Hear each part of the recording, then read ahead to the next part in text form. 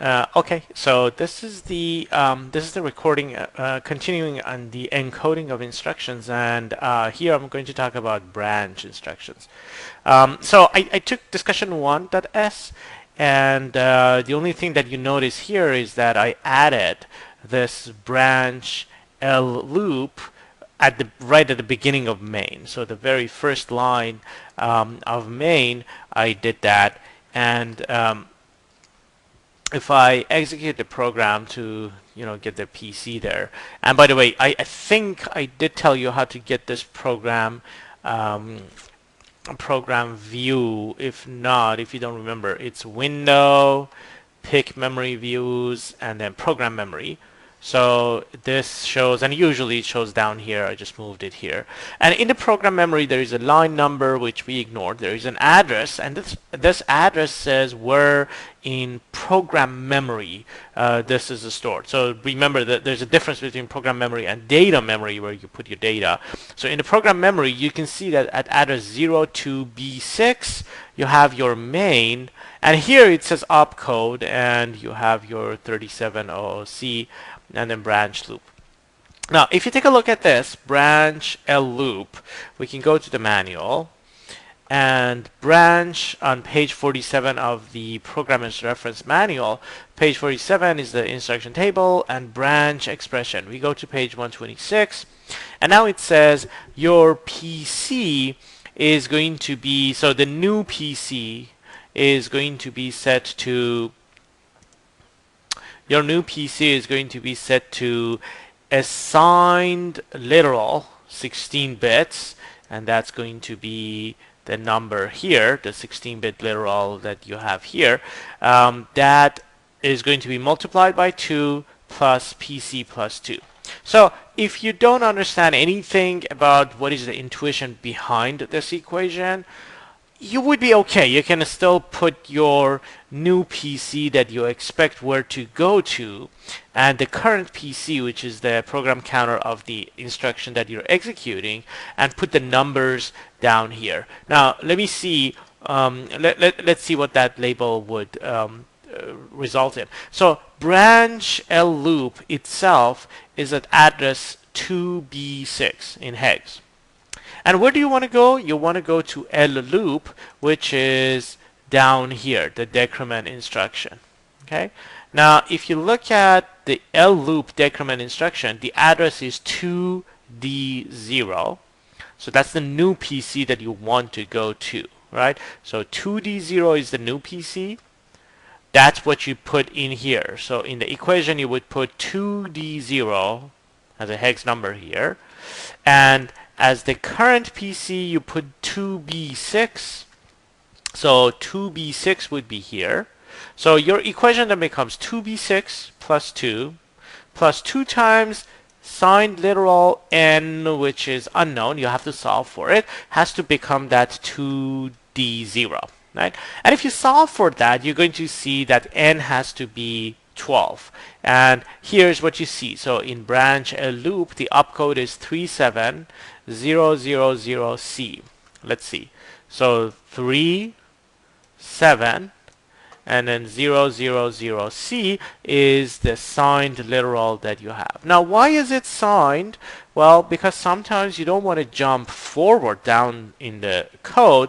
Sometimes you want to jump back. So, for example, this branch L loop that you see here, that is jumping back. So you can see here, branch L loop 2D4 is the address. So the current address would be 2D4. And the destination address is going to be that L loop label, which is 2D0, right? So you want to put 2D4 here, 2D0 here. And if you solve for this S literal 16, you're going to see that the value has to be, let me cheat, 0, -1, -2, -3, right? And -3 is FD, right? So you can see here that it says 37FFFD, which is the hex, the 2's complement of that -3, and that way you can solve the problem. Now, this should be enough for you to be able to decode or understand the encoding of the opcode. But let me just go ahead and give you a little bit of intuition on where this expression comes from. Now, first, let's take a look at PC plus 2. Okay. Now, if you look at the PC, the normal operation of PC, if, for example, you're executing this move stack to 15, right? The PC for this move stack to W15 is 2BA. Right, 2BA is the PC address of the current instruction. And if that instruction is not a jump, not a branch or goto or any of these, control flow instructions, regularly on a normal basis, your next PC is going to be PC plus 2. Remember, the opcodes are word based. So your addresses in program memory go from 2B6 to 2B8 to 2BA, 2BC, and so on and so forth, right? So on a regular instruction in which you don't want to jump, basically your next instruction is going to be for executed at PC plus 2. And that is going to be true if I say branch not 0 and there, right? And if not 0 is not true, your next PC is going to be PC plus 2, the current PC plus 2 to go to the next instruction. So that's where this PC plus 2 comes from. Now there is another component, and that is 2 times the signed literal. Right?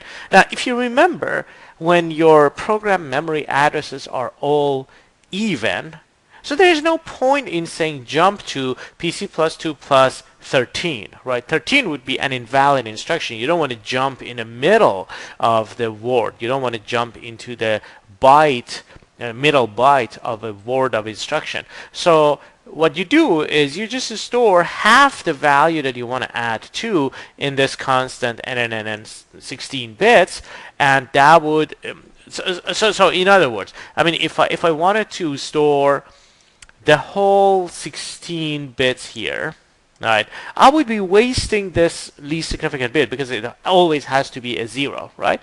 So instead of that, they said, well, let's increase the range by a factor of 2, because if you allow one more bit, then with 16 bits, you can address 17 bits of instruction. So that basically means that you can use these 16 bits to tell where to go.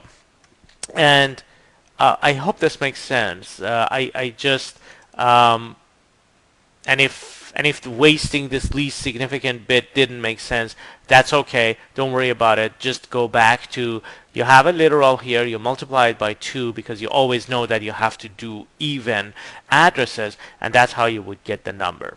Okay? Now, a cheat that I have instead of solving this equation is to count the number of instructions. Okay, so if I put a 0 here, if I set slet 0, then what happens? Slet 0 is going to go to exactly the next instruction, right?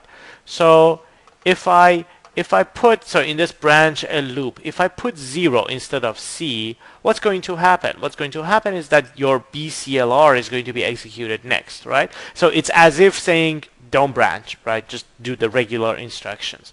So if I put a 0 in that S literal, I would be here at the bit clear instruction. If I put a 1 instead of this C down here, what happens? If I put a 1, then basically your PC plus 2 plus 1 times 2 is going to be on this next instruction, right? So the times 2 factor is essentially saying that I'm going to skip words, right? If you say 2 times 5, then basically you're saying skip 5 words, which is 5 instructions. So if I have a branch L loop, what I'll do is I'll start counting the instructions. I would say this would be 0 instructions after that branch loop. This would be 1 instruction, 2, 3, 4, 5, 6, 7, 8, 9, 10, 11, 12. I want to go 12 instructions down, and hence you get that literal 12, and you put it down here. So it becomes 3, 7, 3, 7, and then 00012 as a positive number 12, and you've solved the problem. If I want to do this branch L loop here, which is going back up here, I would say, well, in this branch L loop, I have 3, 7, and then what literal should I put? What signed literal should I put? If I put 0, I will be here, right? If I put -1, I'll be here. If I put -2, I'll be here.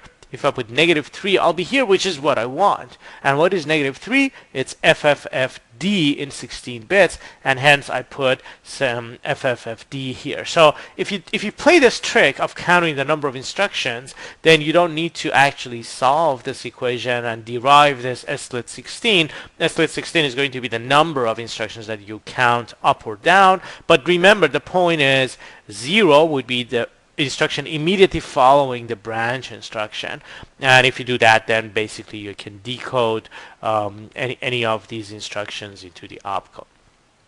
Okay, so that's how the addresses and you can notice that the addresses are relative, right? So if I write a bunch of code up here, and that's going to change the address, the memory address in which these instructions are going to be. So 2B6 might then become 2B8 or 2BA or whatever, but this encoding of the opcode is not going to change as long as I don't add any instructions between main and L loop.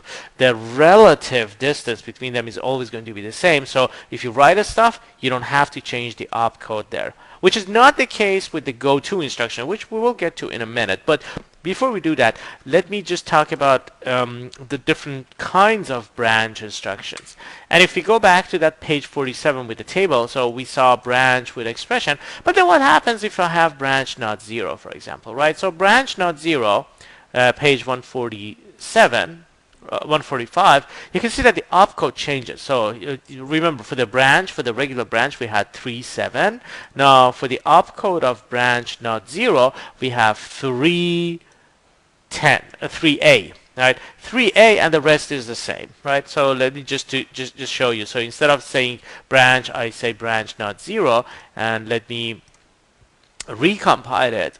And if I compile it, so remember, this was 3, 7 for branch, for the regular branch. Now with branch NZ, this became 3A, 00C, excuse me, and I'm done. Okay, now so branch gives you, if I have an unconditional branch like branch L loop, how far can I go up or down? I can go up or down whatever range 16 bits would give me, right? 16 bits of signed, which is 65536 divided by 2. Right? So about 32,000 something, I can go up or down. So I can go up or down 32,000 instructions. And that is fine, except that if you have a really, really big code, this might not be enough. So they provided another instruction called goto. And see, for branch and all these other instructions, the number of words is 1, right? Now, goto, and the same is true with call, is going to use the whole set of addresses. So if you remember, the program counter is 23 bits with that added 0 at the least significant bits, right? So if you're using a 16-bit literal, you can't address the whole range of your program memory. But with instructions like goto or call, the function that you want to call to could be anywhere in the program memory. So you could write your program as starting at address 2BA in the memory, and then the call destination might be F something, an address at the end of the memory. So you want to have that whole range, and because of that, then the the one word instruction opcode is not going to cut it. You need more. So what they do is, for goto, they say this is going to take 2 words. The first word is going to be the opcode, which indicates I have a goto, and that is a 0, 4. And then you have NN with a 0 hard-coded here. So here they are wasting 1 bit of the opcode because they have too much, right? I mean, they basically needed to add an extra 7 bits to be able to to be able to address the whole thing compared to the 16 bits that you would have had. So they're wasting these bits anyway, and that basically means that they can go ahead and waste one bit here, and it will become clear why they are wasting a 0 here in a bit. Okay, so then basically what you do is you have the least significant bits of your destination address, and here you can see that it says literal 23 goes to PC, right? And then these are going to be the most significant bits. So let me just change this branch loop to a goto loop, and if I compile it, then you're going to see that goto loop was translated to 04 2D2 followed by a word of zeros after that, right?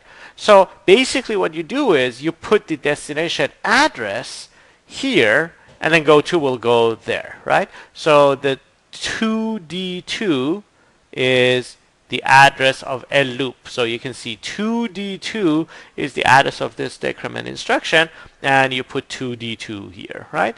Now, unlike branch, in which if I added a bunch of other instructions, the opcode would not have changed. If I do add instructions here, then the opcode is going to change. So for example, if I just add a move number 0 to W0, for example, right? So I added one instruction. And remember, your goto is now 0402D2 followed by zeros, right?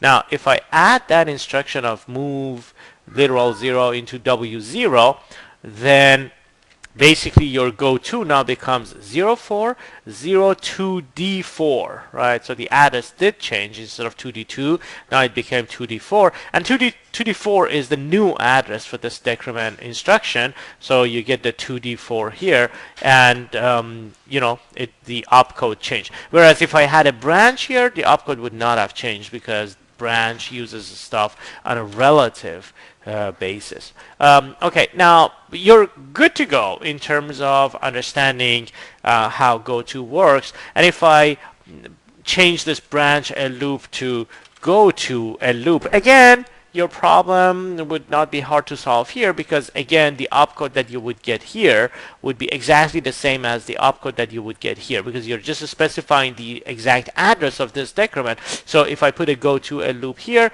that would too point to 2D4, and I don't have to think too hard about how the literal works. So going back or going forward, you don't need to deal with negative or positive numbers. Now you can stop the video here if you don't want to hear about that least significant bit of 0 in the literal. But if you're curious, then I can show you what that is for. So in the literal that you have for the address, the 2D4, right? 2D4, 4 would have been 0, 1, 0, 0 anyway, right? But just in case someone wants to say go to address 2D5, then they basically have this 0 here to mask it off and force it to go to 2D4. Okay, so that means that no one can jump to the middle of an instruction. They always jump to here and read the whole word instead of just reading only half of the instruction.